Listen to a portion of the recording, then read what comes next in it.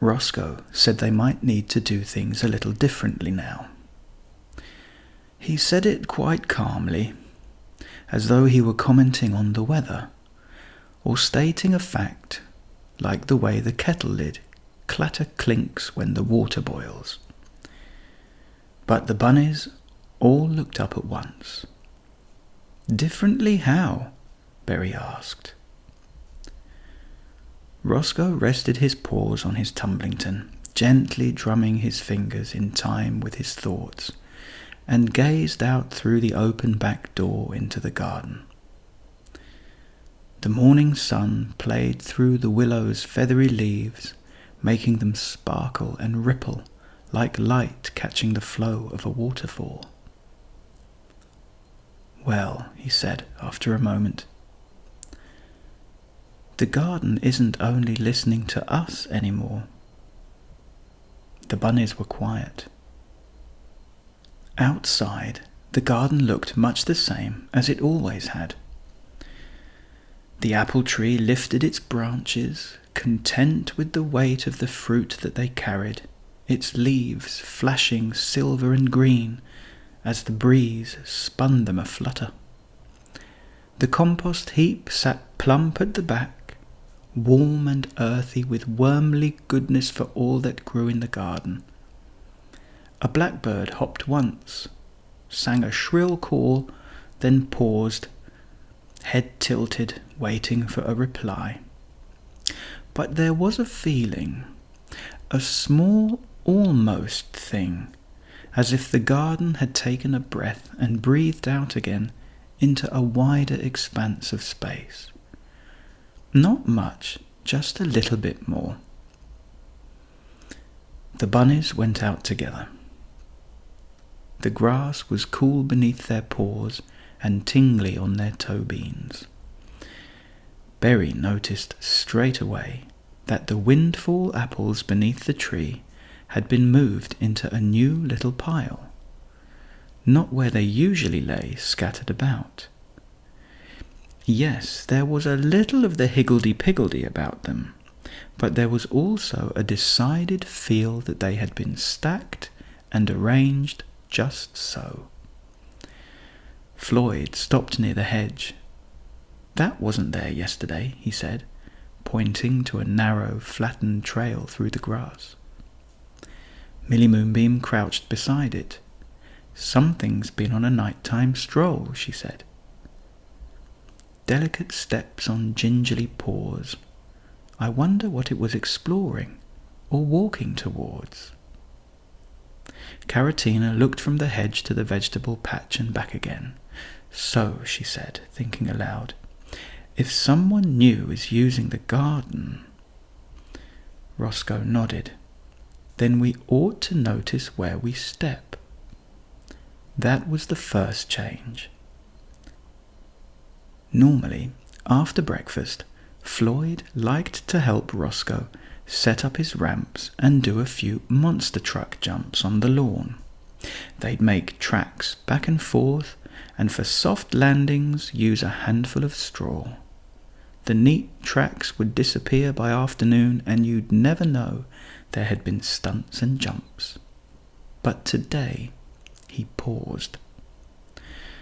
"I could go around the lawn," he said, "and set the ramps up on the grass under the willow tree." And that's exactly what he did. Caratina was carrying asparagus peelings and wrinkly peach stones out to the compost. She stopped halfway across the grass. She remembered Roscoe's words and turned instead toward the old stone path. When she arrived at the compost heap, she placed the peelings and peach stones right on the top so they wouldn't be underfoot if a little traveller wandered past. "That feels better," she said. The garden seemed to agree. They worked quietly through the morning, not doing less, just doing with more care. Pegs were brought inside instead of left behind in the bowl on the grass. The watering can was poured slowly, close to the soil, not splashed from above. Caratina tied back the long bendy stems of flowers near the hedge, so they wouldn't droop into the narrow path and tickle unsuspecting heads as they passed. She plumped and tidied the mounds of forget-me-nots off of the stone path so they wouldn't tangle little explorers' feet. Every so often they paused, not to look for anything, just to listen. A rustle came from the hedge once, not sudden, not loud, and then settled again. No one spoke. The sound was enough on its own. Later, as the sun climbed higher, they sat together on the bench under the kitchen window with cool glasses of elderflower cordial, sipped through curly straws. "It's like the garden has its own feelings now," Millie Moonbeam said. "It always did," Roscoe replied gently. "We're just learning to hear them." Floyd swung his legs. "I don't mind changing things," he said. "It feels important that we do." "Yes," said Roscoe. "That's because it is important. We walk around, not through, and we leave space where space has been chosen." In the afternoon, something small but certain happened. Berry was the one who noticed it. Not with his eyes at first, but with the way the air seemed to pause and brought a stillness around the little opening near the bottom of the hedge. He turned his head slowly. There, beneath the leaves, half in shadow and half in sun, was the hedgehog. Not hiding, not hurrying, just there. He sniffed once, adjusted the weight of his little body, and settled himself deeper into the hedge, as though he had chosen to, properly chosen to, and was content with that decision. No one moved. No one whispered. They let the moment be exactly the size it needed to be.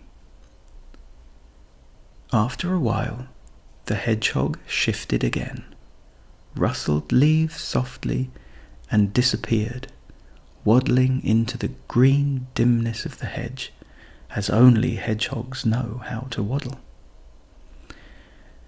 The garden exhaled. "That," Roscoe said quietly, "is what happens when you make room." As evening came on, the bunnies tidied their things away with care that felt unforced now. It had become part of the day. The garden looked the same, and yet not. It felt fuller. Back inside, the kettle was filled.